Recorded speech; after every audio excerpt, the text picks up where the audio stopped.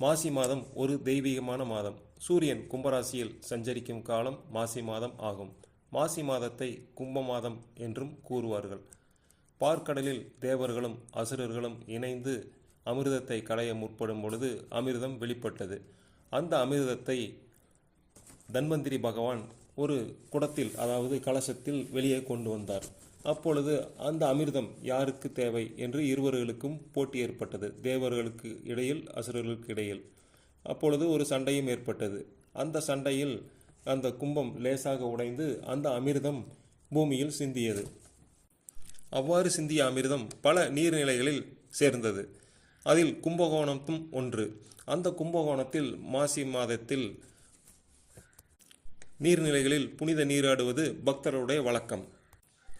பொதுவாக முன்னோர்களுக்கு தர்ப்பணம் செய்வது அமாவாசை நாட்களிலும் கிரகண நாட்களிலும்